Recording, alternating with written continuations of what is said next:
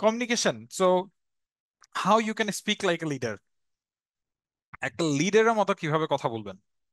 অনেক সময় হয় না যে যে কোনো একজন লিডার, যে লিডারের কথাবার্তা শুনলেই মনে করেন যে গম গম করতে থাকে। একটা লিডার যখন এক জায়গায় গিয়ে কোনো কিছু বলে, একটা লিডার যখন এক জায়গায় গিয়ে কোনো ভাষণ দেয় বা কোনো একটা পার্টিকুলার কোনো একটা সেশন নিচ্ছে, কোনো একটা কথা বলছে, তার কথাবার্তা শুনেই মনে করেন যে আপনি অনেক বেশি মোটিভেটেড ফিল করতেছেন যে না, আমাকে এই কাজটা করতে হবে। বইটার নাম, হ্যাঁ বইটার নাম লিখে দিচ্ছি আমি একটু পরে, হোয়াট এভরিবডি ইজ সেইং, আমি লিখে দিচ্ছি একটু পরে। সো বিষয়টা হচ্ছে কি যে একটা ফ্রেমওয়ার্ক, এইস ফ্রেমওয়ার্কটা কথা বলবো। এইস দিয়ে বোঝাচ্ছে for A for assertiveness, it's very important to be humble and it's very important to be positive all the time। আপনি আসলে কি নিয়ে কথা বলছেন, আপনার পারপাসটা কি।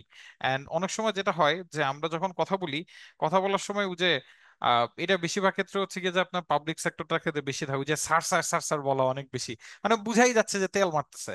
সো আপনি আসলে যখন কমিউনিকেশন করতেছেন কারোর সাথে, আপনি আসলে কিভাবে কমিউনিকেট করতেছেন, আর আপনার কমিউনিকেশনের পারপাসটা ক্লিয়ার কিনা এবং আপনি প্রপারলি বুঝিয়ে বলছেন কিনা, অ্যাসার্টিভ হতে আছেন কিনা, বা আপনি আসলে পজিটিভ আছেন কিনা, আপনি হাম্বল আছেন কিনা। সো এইচ এর সি দিয়ে বোঝাচ্ছে হচ্ছে ক্ল্যারিটি, আপনি যে কমিউনিকেশনটা করতেছেন সেটা আসলে শর্ট আছে কিনা। আই মিন, যেটা হয় আমরা আসলে চিন্তা করি যে আমি যা চিন্তা করতেছি আমি যদি সবকিছু বলতে পারি তাহলে হয়তো ওই মানুষটা ক্লিয়ারলি বুঝবে। বাট আসলে আপনি অনেক কিছু বললে ওই মানুষটা এত কিছু মনেই রাখতে পারবে না। সো আপনি যখন কমিউনিকেশন করছেন অল্প কিছু বলার চেষ্টা করেন। আপনি অল্প কিছু বললেন বাট ক্লিয়ার বলবেন, এবং যেটা আপনি বলছেন সেটা যাতে আপনার অপোজিটে যে মানুষটা আছে সে যাতে ক্লিয়ারলি ধরতে পারে।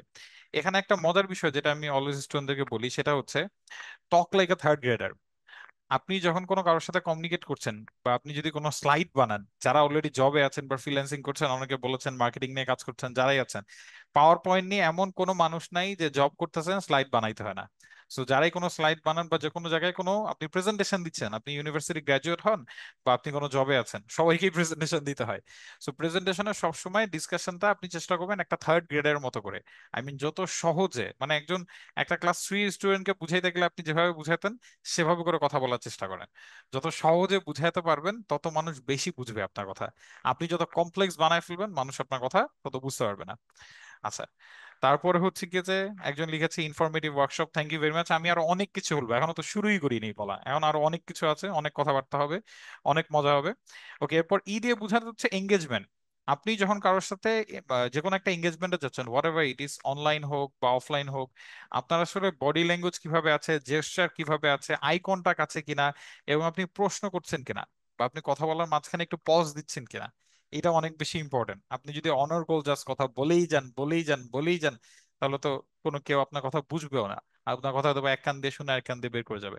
সো এই ফ্রেমওয়ার্কটা নিয়ে যে ডিসকাশনটা আমরা মাত্র করলাম, এটা সবাই বুঝতে পেরেছেন কিনা একটু জুমের চ্যাট বক্সে লিখে দেন। লিখে দিলে আমি খুশি হব যে না, হ্যাঁ আমি বসি বক বক করতেছি, বুঝতে পারছে। একজন বইটার নাম জিজ্ঞাসা করতেছে হোয়াট এভরিবডি ইজ সেইং, এটা হচ্ছে বইটার নাম। এরকম আরো অনেক বইয়ের নাম বলবো একটু পরে।